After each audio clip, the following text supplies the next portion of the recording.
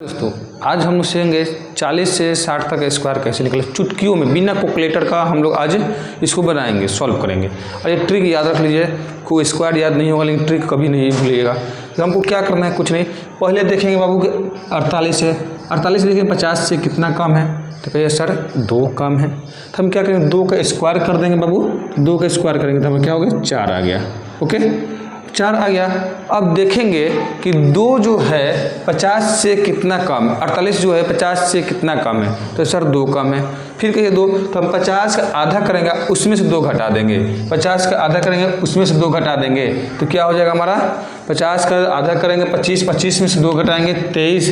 अब कभी भी आप याद कर लीजिएगा, यहाँ पर कभी भी लेंगे 2 डिजिट लेंगे, 2 अंक लेंगे, तो यानी ये हो गए प्यारे प्यारे दोस्तों, ये हो जाए 2304।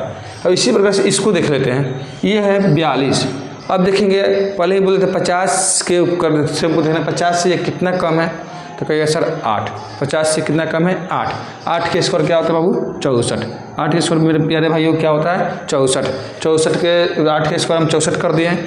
अब हम क्या बोले थे आपको, पहले भी हम बताए थे कि हम 50 में देखेंगे, 50 को आधा करेंगे यानी 25। 25 को देखेंगे कि 25 में यानी यहाँ कितना कम था, तो कहिए सर 8। 25 में से 8 घटा दीजिए, तो आप 25 में से 8 घटाएंगे तो हमारा आ जाएगा 17। कितना आएगा 25 में से 8 जाएगा, हमारा होगा 17। ये हमारा आंसर कंप्लीट। इसी प्रकार से आप देख लीजिए, हम मानते हैं इसको 45 मान लेते हैं। 45 से क्या होगा बाबू, उसी प्रकार से देखेंगे, पहले 50 से कितना कम है, तो आप कहिए सर 5 कम है, तो 5 के स्क्वायर करेंगे 25। अब 25 हो गया। अब देखेंगे 50 से कम कितना कम था, तब 45, तो कितना है 5 कम है। 50 से कितना कम है 45, तो 5 कम है।